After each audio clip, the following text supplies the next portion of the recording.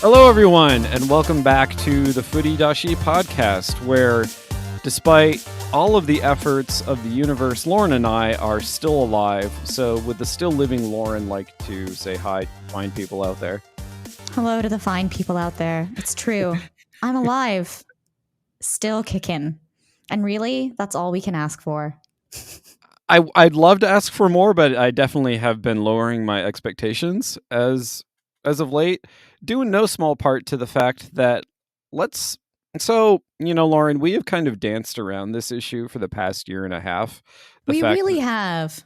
Yeah, the fact that the games industry, that thing we all know and love and simultaneously hate, is imploding basically right before our very eyes.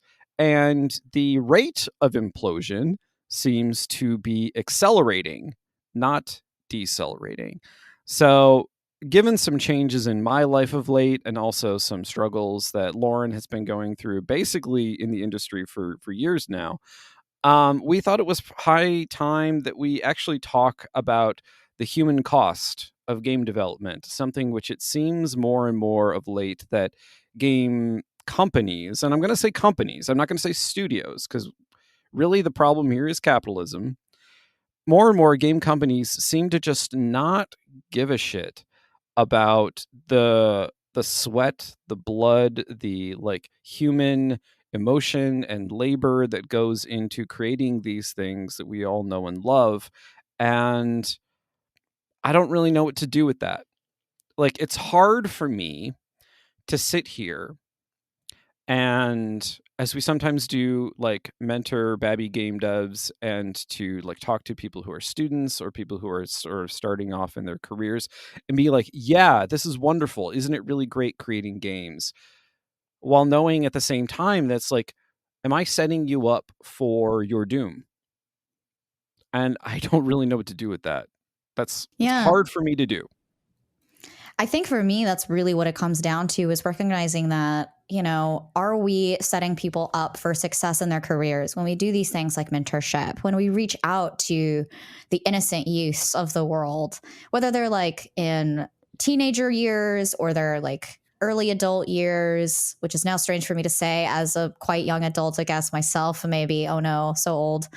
Not actually that old, but that's what I'm saying. Now I'm saying the young adult years where I'm like, oh yes, now I technically no longer appeal to the YA fiction authorship. You are turning into an old woman, yes. I am now turning into an old crone. And as I become an old crone, I look back at the youths and recognize something really, disheartening in that enthusiasm. And I think it's because I've seen that enthusiasm really be misused by companies and individuals alike of the industry, right? Yeah. And on the flip side, being a part, particularly of the AAA industry, I find myself also now starting to talk like the old guard, where I'm like, at a certain point, you need to buckle up and you need to get the work done. And I'm not asking for crunch, right? Because as soon as you say you need to get the work done, people go, oh, you mean crunch? I'm like, no, I mean, you have to, at some point, right, you phase out of experimentation and creativity in games, and you go into execution. Right? You go into what's called production. And when you start entering this phase of development, you have to change the way you think. You no longer are going, what's cool to see on screen? You're now asking yourselves what needs to be on screen. And I think that I've always kind of been thinking like that because it really helps my neurodivergent brain have something tangible to show. Yeah. Right. So I'm a very big person if I need to see it on screen. But just so many of developers either struggle in pre-production because they're not able to take an unknown and make it known on screen, just like so many developers struggle in production, right? So Yeah. I know that went from being like, I look at the youths and I can see their enthusiasm being misused alongside my own enthusiasm, right? And genuine trust and faith in the industry, particularly as you join a company that, is probably paying you really good salary, or if not, they have really good fringe benefits or just really good benefits in general. And if you're in the United States of America, you probably are now getting healthcare. So Yeah. it's, as you can see, it's the human cost, right, of healthcare alone wrapping themselves up in all of this. So there's definitely a lot to talk about in this topic, Yeah. which is, I think, was the main point, right, of my introduction, is that there's just so much to talk about. So maybe we should give people a bit of context for why now. Like if things have been sort of imploding for quite some time, and yet the games industry seems to be persisting. The precipitating event for this was the recent announcement by I believe it was by Xbox, but basically Microsoft, that they were going to be closing Arcane Austin, the makers of Redfall, and also Tango, the creators of Hi-Fi Rush. Um, both, I mean, Hi-Fi Rush is a particularly, I think it took a lot of people back because it was a really well received, highly acclaimed game, and the studio that created it is now just kaput.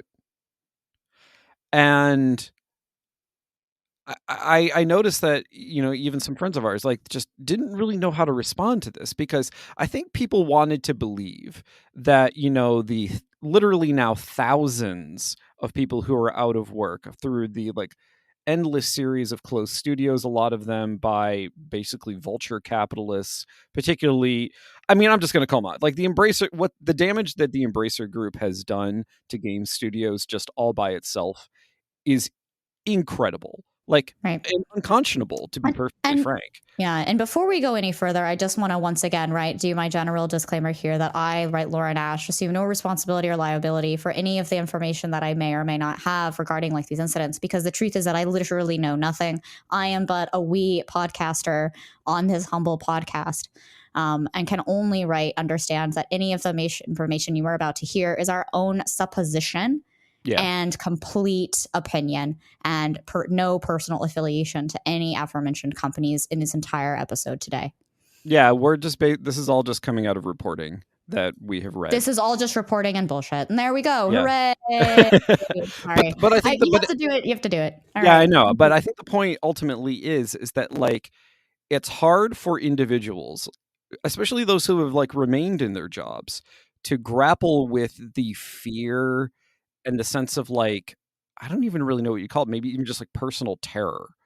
It's also called survivor's guilt. Like, that's a Yeah. big phrase, which sucks in the game development industry because it's not quite the best phrase when you look at it from an actual like first responder mental health kind of like a wartime specific Yeah.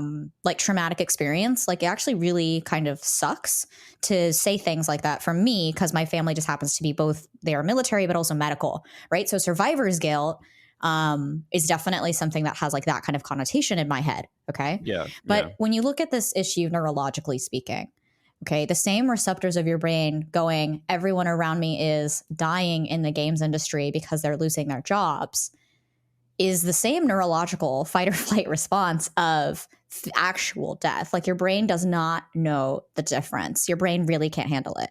And that's why stress kills, right? Because your brain is physiologically just incapable of kind of noticing the difference between like an actual like that was going to get a little morbid because I'm a little tired. So I'm going to, excuse me, we can edit that out or something. No, it's staying in. Your brain is unable to tell the difference between like something that is actually threatening, say, your life, like your physical life, and your mental life. Your brain is not able to distinguish. And so the same fight or flight response where you're in a meeting with someone and your heart rate is now like 160, and Fitbit is like, hey, do you need to lay down? You're kind of stressed and you're just in a meeting.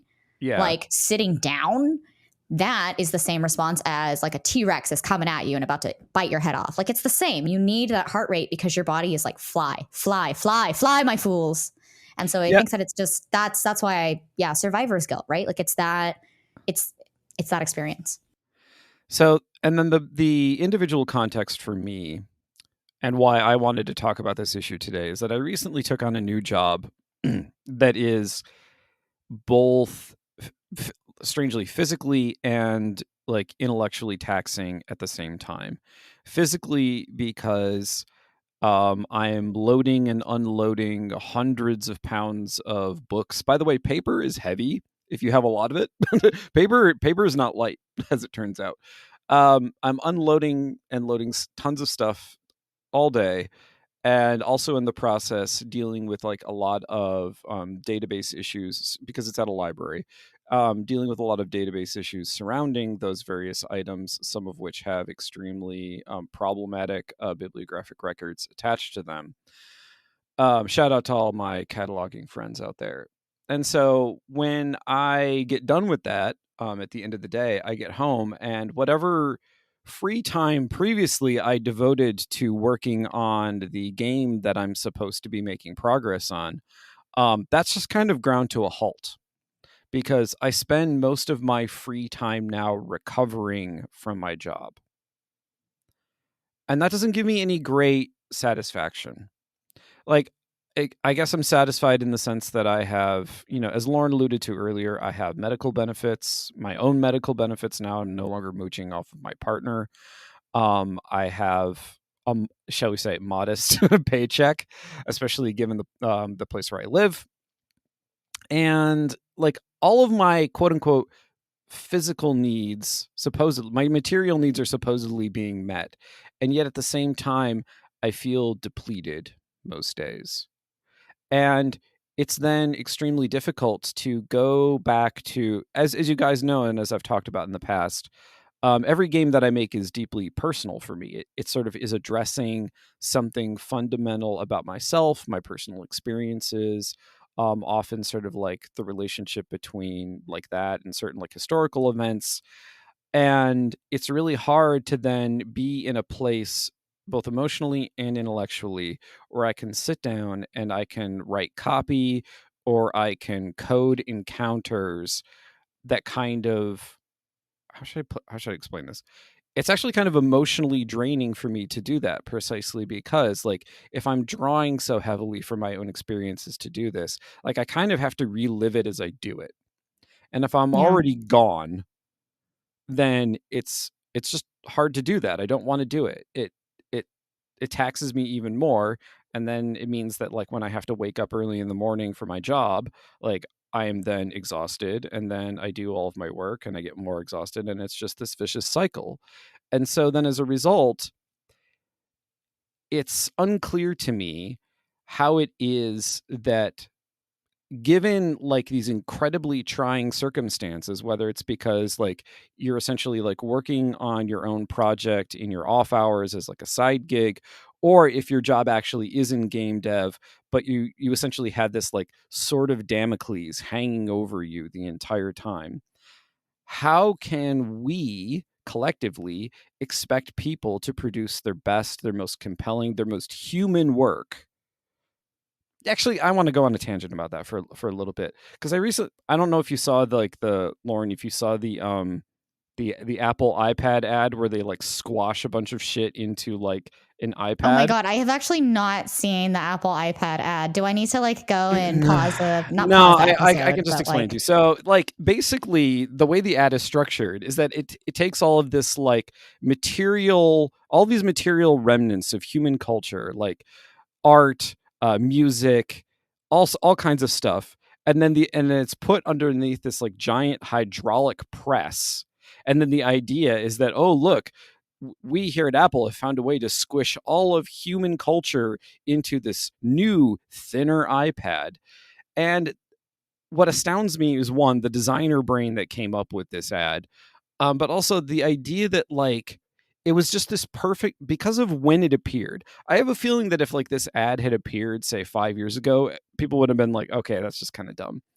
But because it happened at a moment when literally like the entire culture industry across the board, so not just games, but you're also talking film, you're talking TV. Like we just recently had the massive writer's strike. Like that only recently concluded.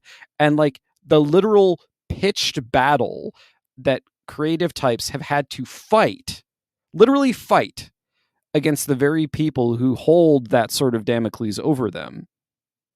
to then in that environment be like, oh, we can just smush everything into the little content box. Now, the iPad is a fine product. I actually like iPads. They're fine. But the inability to actually understand that, like, there is this human toll that all of this takes, and that the reason why media appeal to people is precisely because it connects on a human level, and why so much of, say, like, the AI junk that is being produced is so infuriating for creative types is because it's of its inability to recognize that it Yeah, literally is reducing creativity to content. I absolutely just watched the ad as Nicholas was talking, and I have to be completely honest that reducing creativity to content sits so strongly with me in games, because all of game design is supposed to be creative. All Yeah. of game design. Yeah. And when you reduce any sort of creativity to a design discipline, like content design no longer becomes a creative function of an org. And it just becomes you are to generate this type of content for people to consume, for the consumer, right? Yeah. And that's not what it actually means, just so we're all clear, because all my content designers out there, I love all of you, every single one of you. I don't really care what titles are, right?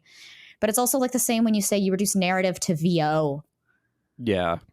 It's like narrative, the word narrative is creative. And as I watch this ad, the most horrifying thing is seeing all those little like stress balls that I guess that are also in the iPad, because I guess the iPad's supposed to reduce stress. The little squeezy guys. Yeah, I can't squeeze my iPad like a stress ball, everybody. Please don't. Do not recommend. No, but you can get a meditation app. The eyes just popped out of its sockets. Yeah. At the end there. For everyone it's supposed to be an eye-popping revelation. Did you just make that up? No, I think that's the designer brain underlying it. It's like, I don't know which designer did this. I don't think this was a designer brain. I think that they literally were like, we have zero funding. We're going to have one camera and one studio. What can we do? I mean, I don't know. That sounds terrible. But I'm just saying, nobody wanted to work from the office anymore. They didn't want Apple to do well. And they were like, how can we sabotage this, but in the most corporate, creative way possible? Yeah. Also, if you're out there listening to this and you're working for Apple, if I like hit that on the money, just like don't say anything. It's going to be fine. Just not quietly. Just nod quietly. Just nod quietly. You can't see us. I cannot, speaking of the eyes, I cannot believe they did an ad like that. Like, that is quite physically, I think that the pressure of my job feels exactly like that. It's like, could you just still all of the years of education that you've had, all of the narrative experience, all of your leadership, all of your qualities that make you human, and can you press them into this finely labeled JIRA task and just do that 50 more times? And you'd think that the further up you go and the further like more power or influence you may get in an organization, that changes. And to be honest, it does, right? It does change. So anyone out there that's like looking at getting into promotion because your company is actually rewarding you, please like go forth and conquer. It will change. But the level of pressure never changes. You're just like higher on that field. And I feel like I'm that first thing holding it up. That's like, if I break, I feel like all of that weight falls on my team. Yeah. Right. And I can't. And for you and your job, you're the only person doing that job. Yeah. Okay. So I disclaim right? a note here, like a lot of my actual work and the things that attend to it is covered by an NDA, a pretty strict NDA, because it's for Google. So I mean, as in the same as mine. Like, no, yeah. as in like I genuinely think they would, even though some of the stuff that it covers is ridiculous, I genuinely think they would come after me. So I have to be very careful about this. Yeah, I didn't actually you don't have to say anything. I was I feel like you're the only person doing your job, so that pressure can only be more immeasurable. Yeah, all I'm trying to say is that, like, without getting into the details, like, I do the entire gamut. Like, it's an entire logistical process, and I do all of it. And that's part of why it's so exhausting, is because I'll use an analogy as a way of saying it's not that. So ordinarily, like when you're talking about library work is extremely stratified. I don't know if most people know this, but like your average librarian, like someone who has the title of librarian, doesn't really do much in terms of like how books get removed from shelves and put back on them. That work is mostly done by hourly employees, who are often called pages in many institutions. For example, that's what they're called at the New York Public Library. They're called pages, but it's also generally speaking called page work. And at the university library where I work, that is mostly done by student employees. So most of the work of actually like circulating books in and out of the library is not done by librarians. Librarian work is sort of like a level above that, kind of like middle manager ish. And especially at an academic library where much of the work of someone who has the title of librarian is essentially as like a liaison with faculty. Um, so what's weird about my job is that it incorporates both the grunty work that is done by typically very low paid temporary employees, but also incorporates a lot of the work done by that upper stratum. And so that's what I mean when I say I do the whole gamut, is because typically work that is stratified in my job is not. And so it can be an extremely lonely existence precisely because there are a lot of moving parts. And if any one of them Yeah. fails, I am responsible for it. I am responsible for it not only to my library, but also to one of the largest companies on the face of the earth. And that's not a great feeling to have.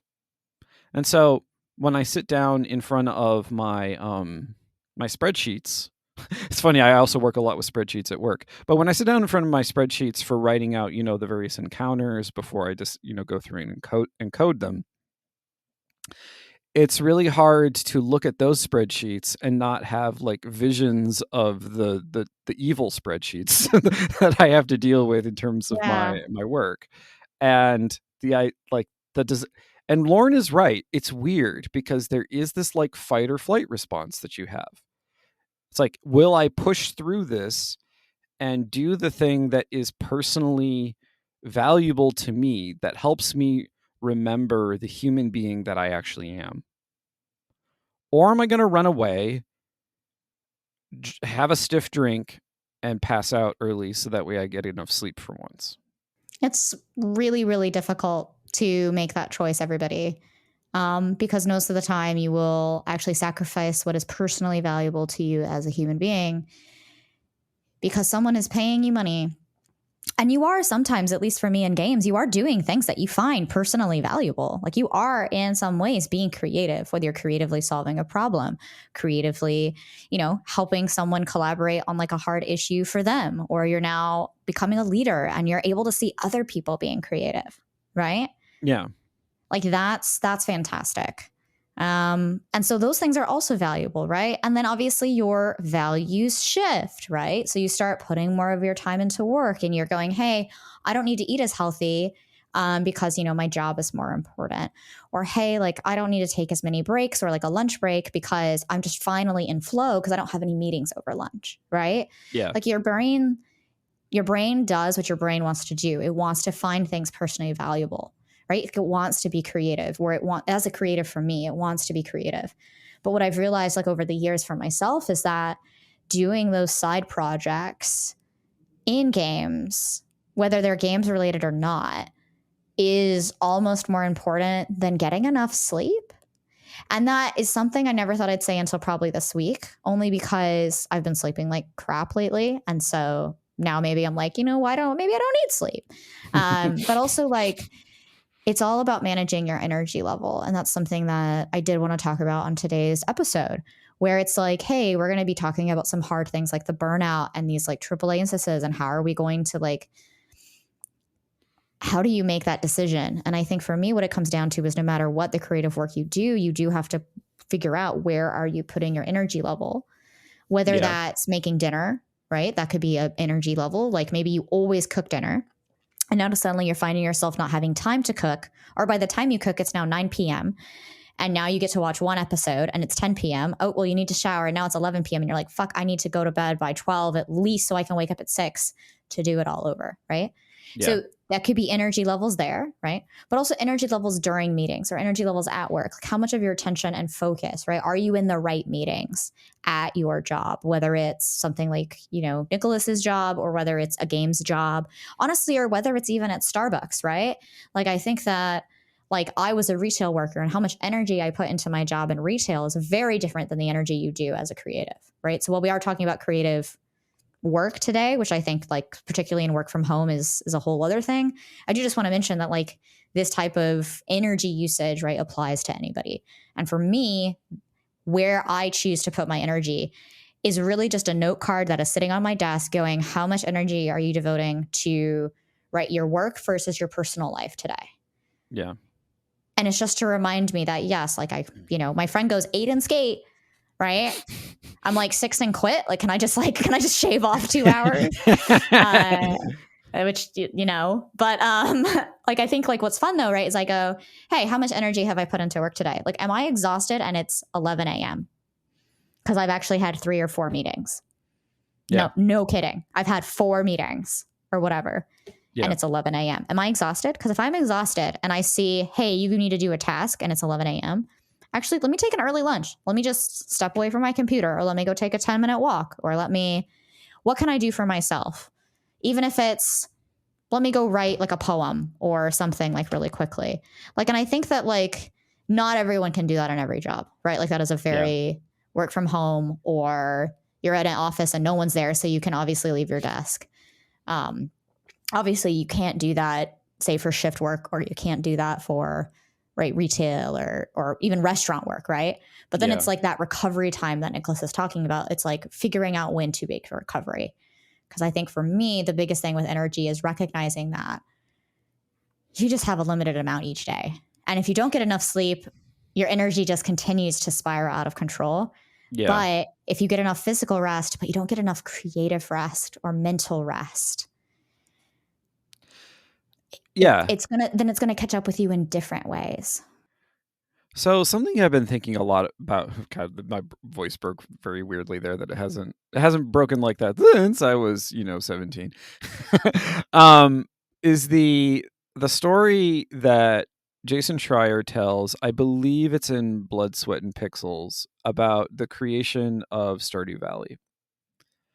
Which the way Schreier writes it, this is my impression. Maybe, I mean, Lauren, I know you've read this as well, so maybe you have a different take on it. It's sort of meant. It seems like it's meant to come off as ambivalent, because so for those of you who don't know, the guy who created Stardew Valley, and I do say the guy who went by the moniker Concerned Ape. I can't remember what his real name is. Obviously, it's Concerned Ape. Okay. His legal name. I don't know what his legal name is. I do say the one guy because it was very much a project that he worked on in basically, well, any hour that he could carve out for himself. And it was an extremely labor intensive activity because he did a lot of the art, I think nearly all of the pixel art, in fact. The coding, basically, he had to teach himself a ton about how to make a game in order to make this sort of like homage to games like Harvest Moon. And the thing is, the 5 years that he spent working on it kind of ruined his life. Put an incredible strain on his personal relationships. He was essentially like living at several points off of like the largesse of other people in his life, to then eventually reach this point where Stardew Valley becomes incredibly popular. It sells really well. He makes an absurd amount of money from this game that he kind of ruined himself to produce.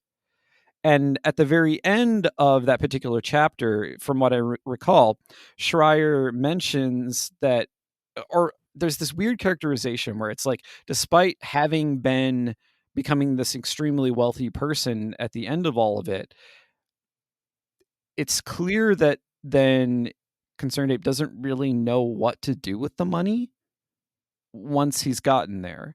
It's almost like the struggle of making that game, this is my interpretation of what Schreier says.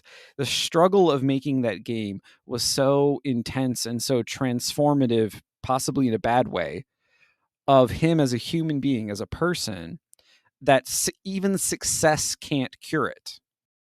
And the reason why I've been thinking a lot about this is because, you know, I now finally have this quote unquote stable job. And it's like, things in my life are, a lot of things actually in my life are going much better than they were even a couple of years ago. Like, my health is much better now than it was a couple of years ago when I first discovered the very serious medical issue that I've been dealing with. I'm not going to tell you what it is. And things are okay now on that front. But the struggle to get there, to get to a place where I feel okay, has really kind of changed me as a person. I am much more cynical now than I was before. I'm much more selfish, to be perfectly honest. And I don't like that about myself. I don't like that I'm more selfish. But that I don't know selfish, if I would describe you as selfish, but like I see where you're going with this. I just want everyone to hear from me as Nicholas's longtime friend and podcast co-host that I would never describe him as selfish. You may continue now. I feel more selfish. You feel more selfish I think, because yeah. of your job, right? Because you're giving everything away. Yeah. And so now you feel more selfish because the job's not giving back to you. And so when you finally are like, oh, I need to give something of myself, you're like, but wait, isn't like half of my time spent awake supposed to be actually in service of someone else, like a corporation? No, Not I think to I mean be, I think I yeah. mean I think I mean something slightly different, and it's specifically Okay. related to Not to this. project upon you, everybody, Yeah, just so we're no, clear. I understand where you're coming from. It's related to this thing that I keep talking about, which is sort of like the way in which my games are very personal to me. I do worry sometimes. Well, one, I worry that I make video games instead of going to therapy. So there's that problem. But additionally, I do worry that then it becomes so insular that, like, it's something that only really, ultimately, if you want to make something creative that exists in the world among other people, you also have to think about them as well and what they want out of the experience that you're trying to craft for them, or maybe what you would like them to feel and how you're going to meet them halfway. When I say I feel like I've become more selfish, it's that I feel like my creativity has turned me inward too much, and that it's become a way to, and this is why I think about Concerned Ape all the time now, is because it's like he found success, but the process that he went through to get there kind of turned everything in on himself. And I don't feel like that's a happy story. I mean, I don't think Schreier is trying to make it seem Yeah. like it's a happy story. Also, yeah, I think he's not. It's so, yeah. So I just actually pulled the book out for everybody, which is why I was a little quiet, because I was kind of reading it along as like Nicholas is recounting the chapter. And I think what really stuck out to me like the most as we're looking at it is that, you know, Jason Schreier has a very like kind of no nonsense, like these are the facts as they have been told to me kind of voice. And I think that that's very intentional, particularly in this chapter where you have like a solo dev. And quite frankly, like it stuck out to me. This isn't the actual sentence I was originally going to read, but like even with a strict schedule, even with trying to do everything, he was still struggling. And the reason truly why he was able to have this creativity and to have the ability to kind of just go off into his own world, right, is because he said that, hey, this is quoted on page 67, as a less patient girlfriend might not have tolerated the arrangement where, and excuse me, I don't know if I'm going to pronounce her last name correctly, but Hageman, it looks like Hajima, you know, like that's what it looks like. Yeah, it looks like Ha-ge-man, just so we're clear. Anyway, for anybody Okay. who wants to know how to spell it, didn't like, but his girlfriend didn't seem to mind. When we're living at home, so his parents, right, it wasn't as hard. And then we moved out to Seattle. The reality of having to support him became more and more real, but it really wasn't a problem ever. He was working so much that it kind of became impossible to be frustrated at him. And so, like, to me, this paragraph stands out. And then it also then stands out when there's another quote from her as well, where when finally, right, they finally bought, Baron finally bought a new computer. I guess his last name, like Baron is his name, by the way. Yeah. And the girlfriend's like, once again, is like, hey, it's just really surreal how everything felt because we have a lot of money now, but it's just numbers on a computer screen. We've talked about how we'll eventually get to house, which is cool. And the Sunday newser comes and we like see a fancy house and we get to flip through it. We don't have a budget anymore. Like if we want to buy a bottle of wine, we can finally buy a bottle of wine. Yeah. And I think and they bought health insurance. Yay! Yeah. Because they didn't have it before. So I think what's really interesting though about these two paragraphs, right, is that for me, it really highlighted the two key things that I as a creative have found to be true. And the one is that when you are creative, you're creating for your creation.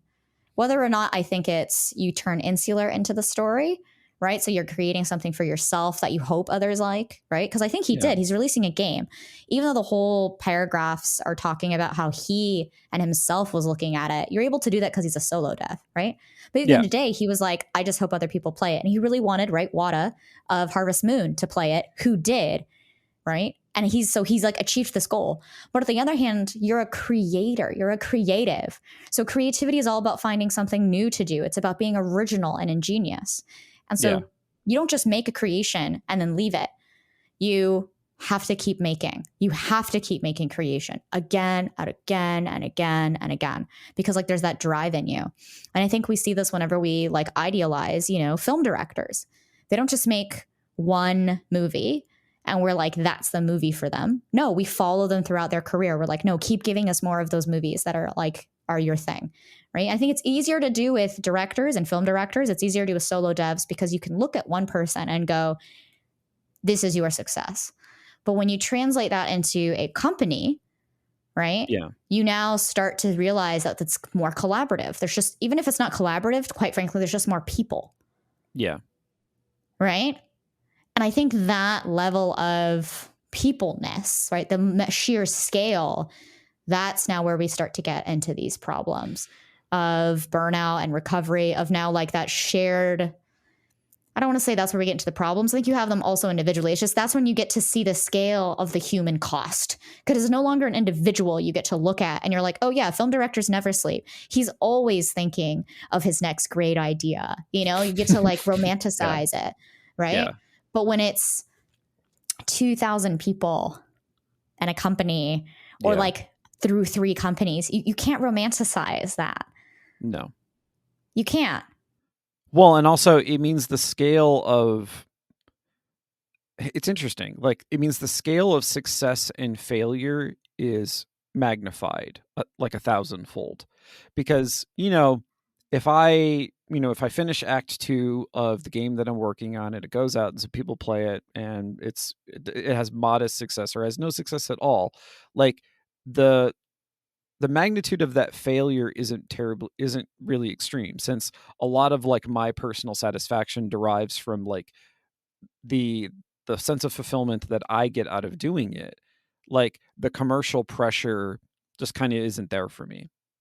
But when you're talking about a studio which depends on those commercial pressures for its very existence, and also in an environment where, the gods of commerce seem to have become extremely mercurial, to use a particular mythos, it's hard not to feel the weight of that as you go along.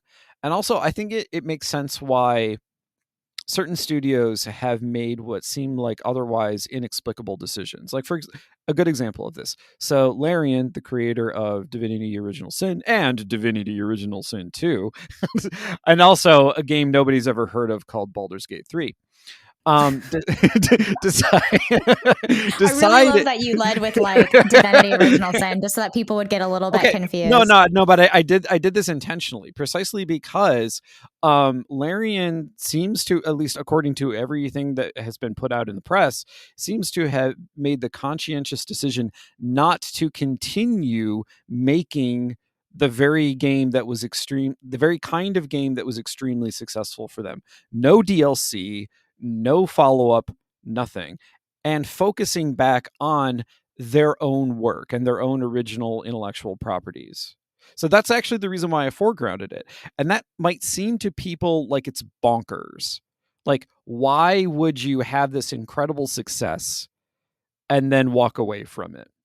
I mean, one, it's entirely possible that Wizards of the Coast, being a very mercurial company in all sorts of ways, probably maybe upped the ante in terms of licensing costs. Like, that's a real possibility. I don't know. But also, I think I understand the impulse to want to be like, okay, we've now made a name for ourselves as a studio with this game. This is a wonderful opportunity to extract ourselves from those incredibly crushing commercial pressures that might cause us to make the kind of thing we don't actually want to make. And I think that's I don't know, like I mean, that's huge the props to them for that, because that's like a hard decision to make. I mean, it is and it isn't, right? Like if it's in the company ethos, I think that the decision to we want to make things that we want to make and we will not be capitalizing on endless DLC and the live service treadmill is just a really hard decision. And every single game now is not about how do you ship this product and ship a good experience. It really comes down to how do you monetize this for the next 10 years? How does your game have a 10-year life cycle? Like that is the kind of philosophy. And I don't just mean it in terms of like, you know, a live service or an MMO or even like a battle royale, but like Yeah. there are so many BR games coming out, so many multiplayer shooters, so many cooperative or like not cooperative, co-op, like co-opetition. So Yeah. co-op, but competition games, right? That are coming out, whether or not they're PvP or not. Like Divinity Original Sin 2 was kind of the first PvPvE game where you were forced to do PvP at a certain point, but you like opted into it. Yeah. Or you could also then fight your friends like throughout it. You could just always attack any of your friends at any time throughout the game. Like it's the original co-opetition game. Everybody go play Divinity Original Sin 2. And I think that it's just such an amazing kind of opportunity to see that kind of recognition from a studio that is at that quality level, right? That is, you could say, the AAA quality level. And what's fun is that I don't think Larian like originally, whether they did or not, I don't think a lot of people like would have said Divinity Original Sin 2 was a AAA game.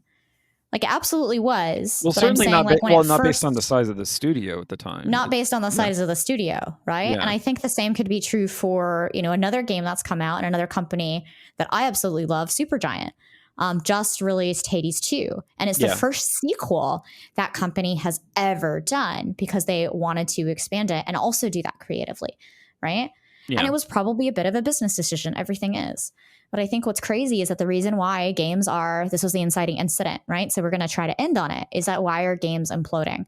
Where are games going? How can we tell people to get into an industry when the companies no longer want to have studios of creatives, but have these business kind of minded, I don't want to say content creators, but just kind of like, you know, giving them the best business, right, thing that they think that's going to do. Yeah. And the truth is, I don't know how. No, but I mean, I don't. But Yeah. it's also like because of this commercial pressure that every game that a big studio has to make has to be something that has a long tail. It's just they want constant long tail business model strategies. They don't want any of those smaller, tighter experiences, no matter what they say. And I Yeah. think it's really frustrating because as a creative, what keeps us creative and innovative, once again, is doing that one small project. It's doing that one film. And then you move on to the next one. And then you move on to the next one. And then you move on to the next one. Right? Yeah. It's that Yeah. small game. And it doesn't have to be small, just so I'm clear. It's just a simple, a single experience. And it also doesn't have to be single player. So now I know I'm just getting tired and boxing things in. Yeah. But I think that's what it is, right? Is that when you're forced to not do something that you want to work on, and you're forced to do something that is now constraining your creativity in a way that isn't about actively solving problems, right? Or doing something different. Creativity and innovation is is seeping out of the industry in droves. Yeah. Or the AAA industry, at least, I would say, in droves. Yeah, and it's definitely putting a lot of pressure on smaller studios as well, because in a lot of cases smaller studios aren't completely independent of those market pressures.